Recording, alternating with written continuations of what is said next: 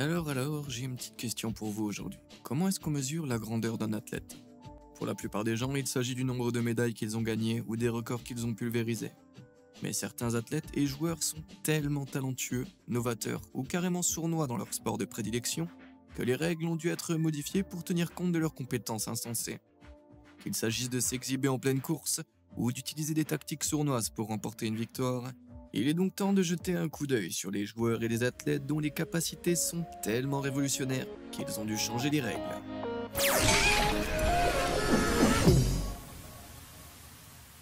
La règle de Ricky. Ricky Williams était un joueur de football universitaire si talentueux qu'il a été recruté par les Saints de la Nouvelle-Orléans dès sa sortie de l'université en 1999. En puissant running back, Ricky s'est rapidement imposé comme une présence rapide et intimidante pendant les jeux. En dehors du terrain, il était connu pour son sens du style flashy et ses longues dreadlocks. Cependant, il était si difficile de le faire tomber que les joueurs adverses ont commencé à attraper et à tirer sur ses cheveux pour que leur plaquage contre lui soit plus efficace. Malgré la puissance de Williams, l'arrachage de cheveux s'est avéré être un moyen efficace d'arrêter ou de ralentir ses charges. De nombreux joueurs hésitaient à le faire. Après tout, il est difficile de dire que tirer sur les cheveux n'est pas une tactique sale. Mais à l'époque, il s'agissait d'une zone d'ombre. Après de longues délibérations, en 2003, la NFL a décidé que les cheveux étaient officiellement une extension de l'uniforme et que l'arrachage de cheveux serait autorisé. Pour ajouter une insulte à l'injure, on a même inventé la règle de Ricky. Pour garder sa tête ou ce qu'il en restait dans le jeu, Ricky a dû se séparer de sa coiffure caractéristique. Pour de nombreux supporters, cette règle, qui est toujours en vigueur aujourd'hui, pue l'hypocrisie. Car 2 ans plus tard, la manœuvre connue sous le nom de horse collar tackle a été rendue illégale. Un plaquage en col de cheval qui consiste pour un joueur à saisir l'arrière de l'uniforme d'un autre joueur près des épaules et de le tirer vers le sol.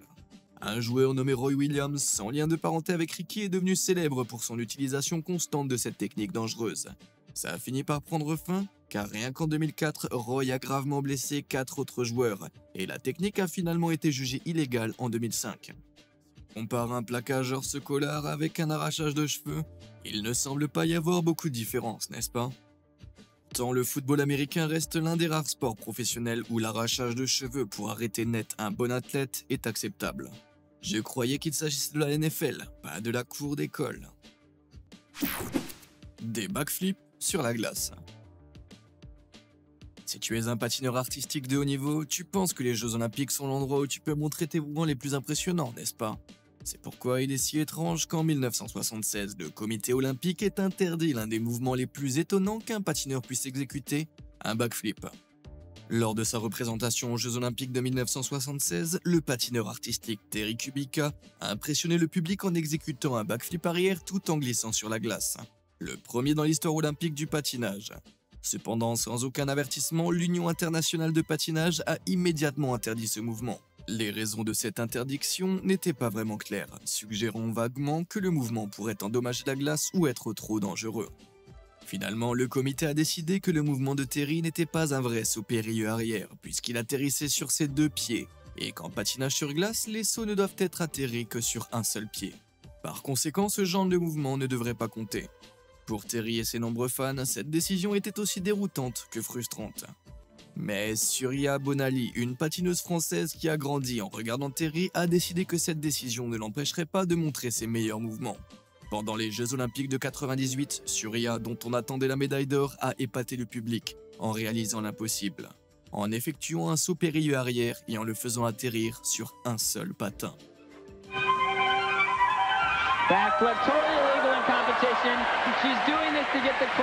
Surya savait que le mouvement était illégal, mais elle l'a quand même fait pour prouver que c'était possible. Patinant avec un pied blessé, elle était presque sûre de ne pas gagner la médaille d'or et a donc décidé de protester contre l'ancienne décision et de faire le show en même temps. Malgré cette incroyable démonstration, les sauts périlleux arrière sont toujours illégaux dans les compétitions de l'Union internationale de patinage. Mais Surya a prouvé au monde entier que cette règle était ridicule. Ouais, ça c'est une bosse. Je parie que la plupart d'entre vous ne peuvent pas faire de saut périlleux arrière sur la terre ferme. Alors imaginez sur la glace. Je dois même m'asseoir un peu si je me lève trop vite. Donc bon. Mais bon, tu sais ce que tu peux faire d'encore plus impressionnant? Allez, c'est facile. Appuyez sur les boutons j'aime et s'abonner ci-dessous. Standing ovation si tu appuies sur les deux en même temps. Bon, quels sont les athlètes les plus extraordinaires que nous ayons à découvrir encore? Les tactiques de Stanky. Eddie Stanky était un joueur de baseball de la Ligue majeure dans les années 40 et 50 qui s'est forgé une réputation assez négative. Surnommé à juste titre le sale gosse, Eddie n'avait pas peur de se salir. Au cours d'un match en 1951, alors qu'il se dirigeait vers la deuxième base, il s'est rendu célèbre en donnant un coup de pied dans la balle de la main d'un joueur de base avant de profiter de l'échauffourée pour se diriger sournoisement vers la troisième base. Dans la plupart des autres jeux, lorsque c'était au tour de l'équipe adverse de frapper, Eddie sautait de haut en bas, faisant des grimaces, tournait en rond et même faisait des bruits pour déstabiliser le batteur. Cette manœuvre est rapidement devenue connue sous le nom de The Stanky Manœuvre, ce qui semble aussi hilarant que je suis sûr que c'était le cas en y assistant.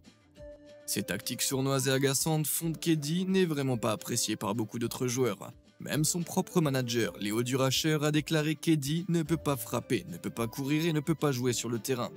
Tout ce que le petit peut faire, c'est gagner. Même si la manœuvre Stanky était techniquement légale, les autres joueurs étaient tellement saoulés par Eddie qu'elle a conduit à une énorme bagarre que la police a dû interrompre. Après cela, la MLB n'a pas eu d'autre choix que de mettre en place une règle rendant illégale toute action visant à distraire intentionnellement les joueurs adverses. Et il n'est pas étonnant que ses propres coéquipiers l'aient surnommé The Brat. Bien qu'avec un nom de famille comme Stanky, tu te demandes si ces surnoms étaient même nécessaires. Shaq ne craque pas. Shaquille O'Neal est sans aucun doute l'un des meilleurs joueurs professionnels de basketball de tous les temps. En 18 ans de carrière, il a réalisé plus de 2600 slam dunk et était redoutable sur le terrain grâce à son agilité, son explosivité et sa taille gargantuesque de 2,15 m. Shaq était si bon en fait que les équipes adverses ont développé des stratégies pour l'affronter. En formulant ces stratégies anti-Shaq, elles se sont rendues compte d'une chose. Si Shaq était une machine à dunker, il était nul pour les tirs de loin. En fait, dans toute la carrière de Shaq, il n'a réussi qu'un seul tir à partir de la ligne des 3 points. Cela a conduit ses adversaires à développer une stratégie simple. Chaque fois qu'ils pensaient que Shaq allait faire un dunk, ils le forçaient à tirer à la place. Comment y sont-ils parvenus? Eh bien, ils l'ont pris dans leurs bras. Ils l'ont littéralement pris dans leurs bras. Maintenant, au basket, lorsque tu fais une faute sur un joueur de cette façon, ton équipe est pénalisée. Jusque-là, tout va bien. La pénalité cependant est que le joueur fautif doit faire un lancer franc. Et après ce lancer franc, le ballon est rendu à l'équipe fautive. Cette tactique insidieuse commence à prendre tout son sens, n'est-ce pas? Cette stratégie était aussi efficace qu'ennuyeuse, Shaq subissant constamment des fautes, à une occasion dans les 5 premières secondes d'un quart-temps. Mais il était si mauvais au lancer franc qu'on lui donnait qu'il a une fois raté les 11 lancers francs qu'il avait fait en un seul match. Le nouveau hack Shaq était tellement prévisible et ennuyeux que les fans ont commencé à huer leur propre équipe pour l'avoir fait. Finalement, Shaq lui-même a demandé que quelque chose soit fait, et il a été en quelque sorte. Une nouvelle règle a été mise en place, stipulant que toute faute commise loin du ballon donnerait à l'équipe adverse un lancer franc et la possession du ballon, mais seulement pendant les 2 dernières minutes du 4e quart-temps. Cela signifie que le hack Shaq était toujours autorisé, mais il était quelque moins avantageux pour l'équipe fautive. Bien que ce ne soit pas la seule règle que Shaq ait fait appliquer, tu vois, dans la fleur de l'âge, Shaq était une bête absolue. Il était plus proche du poids d'un lutteur de sumo que de celui de n'importe quel autre joueur de basket. Il n'est donc pas étonnant que Shaq ait acquis la réputation de briseur et de destructeur de panneaux. Finalement, la NBA a eu tellement marre de nettoyer les morceaux de panneaux brisés qu'elle a dû mettre en place une règle pénalisant les équipes qui les brisaient. Avant que tu ne te demandes pourquoi ils n'ont pas simplement fabriqué des panneaux arrière avec quelque chose de plus solide, pose-toi la question suivante. Combien de fois pourrais-tu te faire dunker par un lutteur sumo avant de t'effondrer? Ouais, c'est bien ce que je pensais. La balle courbe de Kendi. Il est difficile de croire que les balles courbes aient jamais été une nouvelle technique, compte tenu du fait qu'elles font partie intégrante d'une partie de baseball aujourd'hui. Mais lorsqu'elles ont fait leur apparition sur le terrain, elles ont causé beaucoup de problèmes. Perfectionnée par le lanceur Kendi Cummings, la balle courbe est une méthode de lancer d'une balle de baseball qui fait voyager vers l'avant avant de tomber soudainement ou de s'incurver dans une autre direction. Si le lanceur est suffisamment habile, il peut faire en sorte que sa balle courbe change de direction juste avant qu'elle n'atteigne le batteur. Bien qu'il s'agisse aujourd'hui d'un lancer standard, lorsque Kendi a développé cette technique pour la première fois dans les années 1870, c'était presque impossible à arrêter. Le mouvement était tellement nouveau que personne ne pouvait le voir venir ou s'y préparer. De nombreux batteurs étaient tout simplement déconcertés face à une balle courbe bien lancée. En conséquence, les balles courbes ont été brièvement interdites au motif qu'elles étaient malhonnêtes. Mais l'interdiction s'est avérée inefficace et a été levée peu de temps après. Le mouvement était tout simplement trop alléchant et changeait la donne pour empêcher d'autres lanceurs de le découvrir et de l'utiliser. Aujourd'hui, les balles courbes sont monnaie courante dans les ligues majeures de baseball, et certaines sont tellement rapides et fantaisistes qu'elles feraient même tourner la tête de Candy. Flipper. Travis Pastrana est un pilote de voiture et de moto qui a une réputation bien méritée de casse-cou. Au cours de sa dangereuse carrière de pilote, Pastrana s'est brisé 60 os et a survécu à 25 commotions cérébrales. Dans certains cas, il s'en est sorti de justesse. L'une de ses expériences à sensations fortes s'est produite en 2006 au Daytona Supercross, juste au moment où Travis franchissait la ligne d'arrivée. Alors qu'il était sur le point de remporter la course de qualification, Travis a décidé qu'il était temps de se montrer et a tenté un flip de célébration. Malheureusement, il a fini par s'écraser. Dur. Mais par coup de chance insensé, il a miraculeusement évité de se blesser grièvement et la foule l'a ovationné. Cela a entraîné la création d'une nouvelle règle par l'American Motorcycle Association, interdisant les backflips et les figures pendant ou après la course. Ils auraient tout aussi bien pu appeler Travis par son nom. Grande difficulté. De nos jours, il est difficile d'imaginer une équipe de basketball qui ne compte pas au moins un joueur approchant les 2 mètres. Mais ça n'a pas toujours été le cas. En 1948, George Mikan a battu des records et des règles du jeu, en mesurant un impressionnant 2,08 m. Pour mettre cela en perspective, la taille moyenne du reste de ses coéquipiers était d'un peu moins d'1,88 m, ce qui faisait pratiquement de lui un géant à côté d'eux. Mikan était si grand, en fait, que le jeu tel qu'il était ne fonctionnait plus vraiment. Bien qu'il ne soit pas du tout lent, Mikan n'avait pas besoin de se déplacer beaucoup pour être un joueur efficace. Sur le site, il se positionnait à un endroit précis du terrain et utilisait ses longs bras pour repousser facilement les tirs au panier. Ça a conduit le National Collegiate Athletic Association, ou NCAA, en abrégé, à instituer une règle contre les gardiens de but en 1945, uniquement à cause de lui. Et oui, tu as bien entendu, c'était alors qu'il était encore à l'université. Mais le changement n'était toujours pas suffisant pour compenser la stature de Mikan. Finalement, les couloirs eux-mêmes ont dû être élargis de 1,83 m à 3,66 m juste pour donner aux autres joueurs de l'espace pour manœuvrer. Les terrains durent être à nouveau modifiés quelques décennies plus tard lorsque le légendaire Will Chamberlain, qui mesurait 2,13 m, fit son entrée en jeu. Si on en croit le calcul, nous sommes un peu trop avancés pour un autre changement de terrain d'un jour à l'autre. Allez, la NBA. Ouais, maintenant on a Teko Fall qui mesure 2,26 m à la NBA. Biles brillante. Simone Biles est la gymnaste la plus titrée de l'histoire américaine, ayant remporté un total combiné stupéfiant de 32 médailles olympiques et 2 championnats du monde. Connue pour son extrême précision et sa force centrale, Biles est régulièrement capable de réaliser des mouvements et des enchaînements entiers que d'autres gymnastes ne songeraient pas à tenter. Mais elle est si talentueuse que l'USA Gymnastics a dû changer la façon dont elle note certains mouvements, comme la double sortie qui est maintenant connue sous le nom de Biles pour des raisons de sécurité. Pas pour la sécurité de Simone cependant, pour celle de tous les autres. Le raisonnement du comité était que les mouvements que Simone incorporait dans ses routines étaient si dangereux et complexes qu'il voulait décourager les autres athlètes de les tenter. Ne pas réussir à atterrir correctement selon le comité pourrait entraîner des blessures ou même la mort. Par conséquent, il serait irresponsable de leur attribuer des points élevés et de faire pression sur les athlètes moins compétents pour qu'ils les tentent. À la suite de cette décision, de nombreux mouvements de Simone ont vu leur valeur en points abaisser. En clair, Simone est tellement en tête de peloton que l'organe directeur de la gymnastique aux États-Unis pense que les autres athlètes pourraient mourir en essayant de la rattraper. Tu parles d'une ligue à part. Coup bas. Au baseball, certaines choses échappent même aux joueurs les plus habiles. Si tu veux qu'une fausse balle revienne à la normale, par exemple, tout ce que tu peux faire, c'est croiser les doigts et espérer que l'élan de la balle la ramènera d'elle-même sur la ligne du but. À moins que tu ne sois Lenny Randle. En 1981, Amos Otis, le joueur de champ extérieur des Royals de Kansas City, a frappé la balle à un angle imparfait, et celle-ci a commencé à rouler lentement vers la 3e base jusqu'à l'intérieur de la ligne de faute. Voulant que ce soit une fausse balle, le joueur des Mariners de Seattle, Lenny Randle, s'est mis à 4 pattes et a commencé à souffler furieusement sur la balle. Randle a soufflé suffisamment fort pour que la balle passe juste au-dessus de la ligne de faute.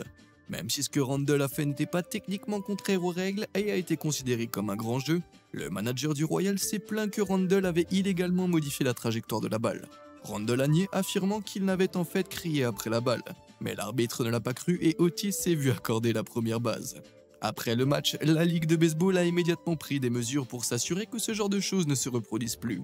La règle de l'altération illégale a été modifiée pour inclure spécifiquement l'interdiction de souffler sur la balle. Si seulement cette règle n'avait pas été modifiée, nous aurions pu voir des souffleurs de feuilles ajoutés à la liste des équipements de la MLB. Le vrai problème. Après un entraînement intense en vue d'un grand match, la plupart des athlètes choisissent de prendre une douche. Certains se douchent même plusieurs fois par jour pour ne pas sentir la sueur, mais selon ses coéquipiers, pas Adam Morrison. Croyez-le ou non, cet homme était un basketteur professionnel qui passait toute la journée à transpirer et pas un instant à se doucher. Il se réveillait, voyageait, s'entraînait pendant des heures et jouait des matchs sans jamais toucher un savon. Pour ne rien arranger, Morrison avait apparemment qu'un jeu de 3 chemises qu'il utilisait de façon cyclique et il mâchait et recrachait constamment du tabac. Ces faits combinés ont fait de Morrison l'un des joueurs les plus puants et les plus méchants que t'aies jamais vus ou sentis dans le monde du basket professionnel. Certains fans charitables ont affirmé qu'il s'agissait d'un stratagème intentionnel de Morrison pour éloigner les joueurs adverses de lui sur le terrain. Mais d'autres ont fait remarquer que cela ne semblait jamais l'empêcher de se faire approcher par d'autres joueurs. Une explication plus simple est que le mec a été signé quand il était adolescent et qu'il n'a jamais pu se défaire de ses habitudes dégoûtantes. Bien qu'aucune décision n'ait jamais été officiellement attribuée à Morrison, des règles d'hygiène spécifiques ont depuis été intégrées au protocole officiel de santé et des sécurités de la NBA. Si tu te sens mal pour les coéquipiers de Morrison, imagine ce qu'il en est pour sa petite amie. Ouais. Lame de banane. Parlons des lames de banane. Non, une lame de banane n'est pas un objet avec lequel un singe essaiera de t'agresser. C'est une pièce d'équipement de hockey illégal, inventée accidentellement par Stan Mikita et Bobby Hull au cours d'un entraînement de routine. La légende raconte que dans les années 60, Mikita a accidentellement frappé une porte avec sa crosse de hockey, ce qui a donné à la lame une forme courbée semblable à celle d'une banane. Trouvant cela amusant, Hull et Mikita ont commencé à s'entraîner comme d'habitude, mais ils ont réalisé quelque chose de fou. La lame de banane était en fait très utile. Faire des tirs avec une lame de banane est différent de faire des tirs avec une crosse normale. Les tirs deviennent plus fous et plus difficiles à prévoir. Un peu comme les balles courbes de Candy, mais pour le hockey. Peu de temps après, toutes les équipes ont voulu jouer avec des lames de banane et dans les années 60, on a vu des bâtons déformés de façon caricaturale. À leur apogée, les joueurs se contentaient d'effectuer un lancer frappé, espérant que le comportement bizarre de la rondelle battrait le gardien de but. Les joueurs adoraient ça, mais les pauvres gardiens de but qui recevaient les coups détestaient ça. Après un certain temps, la Ligue nationale de hockey a commencé à limiter l'ampleur de la courbure d'une crosse, qui se situe maintenant entre 1/2 et 3/4 de pouce. Bien que de nombreux fans aient été déçus de cette mesure, les gardiens de but ne l'étaient certainement pas. Chute de pied. Tom Dempsey était un joueur de football talentueux, qui a déjà détenu le record du plus long coup de pied de champ de l'histoire du football américain. En 1970, Dempsey a fait ce qu'aucun autre joueur n'avait jamais fait auparavant, marquer un coup de pied de champ d'une distance stupéfiante de 63 yards. Pour donner un ordre d'idée, c'est aussi long que la tour de Pise. Le record a tenu pendant plus de 40 ans, et ce qui a rendu cet exploit encore plus impressionnant, c'est le fait que Dempsey est né sans aucun orteil sur l'un de ses pieds. Pendant toute sa carrière professionnelle, Dempsey a joué avec une prothèse de pied. Cela a conduit certains membres de la NFL à penser que la chaussure émoussée et spécialisée qu'il portait sur son pied de frappe lui donnait une sorte d'avantage. Il n'y avait absolument aucune preuve derrière cette affirmation, mais ça n'a pas empêché la NFL de mettre en place une règle étrangement spécifique. En 1977, la nouvelle règle Dempsey stipule que les chaussures portées par les joueurs ayant un membre artificiel doivent avoir une surface de frappe conforme à celle d'une chaussure de frappe normale, comme si les joueurs handicapés n'avaient pas assez la vie dure. Le nom de Tiger. Au plus fort de sa carrière, Tiger Woods était quasiment inarrêtable. Il a remporté 82 tournois de la PGA, 15 tournois majeurs et a ramassé le plus grand nombre de gains en carrière de tous les joueurs de l'histoire du circuit de la PGA. D'autres joueurs auraient dû s'entraîner en utilisant des clubs avec des têtes surdimensionnées pour égaler ou même approcher la distance que Tiger frappait. C'est pour cette raison que de nombreux terrains de golf américains ont tenté de protéger leurs greens contre les coups de Tiger. L'idée était de rendre les parcours plus longs et de placer les trous plus loin les uns des autres pour que Tiger ne puisse pas les traverser aussi facilement. Est-ce que tu peux voir le problème que pose cette solution? En rendant le parcours plus difficile pour Tiger, ils ont fini par rendre les parcours beaucoup plus difficiles pour tous les autres joueurs. Selon de nombreuses estimations, Tiger Woods à lui seul a rendu le golf plus difficile à pratiquer. Parce que maintenant, pour jouer professionnellement, tu dois être capable de rivaliser sur les grands parcours qu'il a contribué à rendre normaux. Est-ce que t'as déjà essayé de te lancer dans le golf et t'as trouvé que c'était trop difficile? Et avant que tu le demandes, non, le mini-golf ça compte pas. Allez, dis-le moi dans les commentaires. Fabulous. Le vert-skating ou patinage vertical désigne tout patinage, que ce soit sur une planche ou sur des lames effectuées sur une rampe verticale. C'est donc le patinage que tu fais si tu es particulièrement fou et que tu n'as pas peur de te briser tous les os du corps. Ça n'a pas découragé Fabiola da Silva, affectueusement appelée Fabi par de nombreux fans. Fabi était une véritable bête sur le pipe, laissant ses concurrents dans la poussière et effectuant de nombreuses manœuvres insensées, comme celle-ci par exemple. Back. Fabiola also has a five. Malheureusement, lorsque Fabi a commencé à se faire un nom dans les années 90, le vert skating était une épreuve exclusivement masculine aux X Games. C'était frustrant car Fabi était très en avance sur la concurrence féminine et réalisait régulièrement de meilleures performances que ses homologues masculins. Finalement, après une forte demande des fans, la règle Fabiola a été introduite en 2000, permettant aux femmes de participer à l'événement qui était auparavant réservé aux hommes. Depuis lors, Fabiola a régulièrement terminé dans le top 10 aux côtés des patineurs masculins et a remporté 7 médailles d'or et est devenue la première femme à avoir réussi un double backflip sur une rampe verticale. Et dire que parfois les escaliers de ma propre maison sont trop raides pour moi. Le combat éternel. En 1982, le monde du sport ne parlait que d'un seul événement, le combat de boxe entre Ray Boom Boom Mancini et Kim De-Koo. Les deux combattants étaient en excellente condition physique, au sommet de leur art et motivés pour gagner. Trop motivés en fin de compte. Aujourd'hui, les combats de boxe professionnels sont limités à 12 rounds, et il existe ce que l'on appelle le mandatory 8 count. L'arbitre demande un temps mort après qu'un joueur ait été mis à terre. Observe le boxeur pendant 8 secondes puis décide s'il est suffisamment en forme pour continuer à se battre. Mais en 1982, les combats duraient 15 rounds et les comptes de 8 n'étaient pas obligatoires, ce qui est plutôt terrifiant. Mancini et Kim se sont livrés à un combat absolument épuisant de 14 rounds, chaque boxeur battant l'autre à plat de couture et refusant de céder. Après une défaite serrée, Kim a été tellement cogné qu'il a été placé sous assistance respiratoire et est malheureusement décédé quelques jours plus tard. L'événement a été encore rendu plus tragique lorsque la mère de Kim et l'arbitre ont mis fin à leur jour. Les retombées ont été si horribles qu'elles ont conduit à la mise en place d'une limite de 12 rounds, d'un compte de 8 debout et d'un personnel médical mieux formé sur place durant les combats. Curieusement, Kim savait que cette issue était possible. Il se serait entraîné dans une pièce avec un cercueil en disant à son manager, à la fin de ce match, soit Mancini rentre à la maison avec ça, soit c'est moi. Mon Dieu, je suppose qu'être trop motivé peut être une mauvaise chose parfois. La claque de la gifle. Le hockey est un sport sérieusement dangereux. En plus des palets qui peuvent voyager jusqu'à 100 miles par heure, des bagarres qui sont pratiquement encouragées dans les règles et les fréquentes têtes à queue sur la glace dures comme de la pierre, tu dois aussi faire face à un démembrement. Eh bien, si tu as déjà joué contre Sidney Crosby, tu l'as fait. Crosby était un adepte de la technique connue sous le nom de slashing. Il s'agit de balancer ta crosse sur un adversaire pour l'effrayer et l'énerver, mais il arrive qu'il y ait un contact physique. En 2017, Crosby a poussé ses talents de slashing un peu trop loin. En passant devant le joueur adverse Mark Method, Crosby s'est lâché avec un slash brutal en plein sur la main de Mark. Tellement brutal en fait qu'il a fini par arracher un morceau du doigt du pauvre gars. Ouais, cet acte a dégoûté même les fans de Crosby et a conduit la NHL à réexaminer sérieusement la pratique du slashing. Bien que la pratique soit toujours techniquement légale, les pénalités pour slashing ont grimpé en flèche après l'incident, passant de 792 en 2016 à plus de 1250 en 2017. Je suppose qu'il est bon de voir que le nombre de joueurs qui s'en sortent avec cette tactique sournoise a été ironiquement réduit. Lequel de ces joueurs as-tu trouvé le plus époustouflant? Et quel est celui que tu trouves le plus sale? Dis-le moi dans les commentaires ci-dessous. Comme d'habitude et jusqu'à la prochaine fois, merci de nous avoir suivis.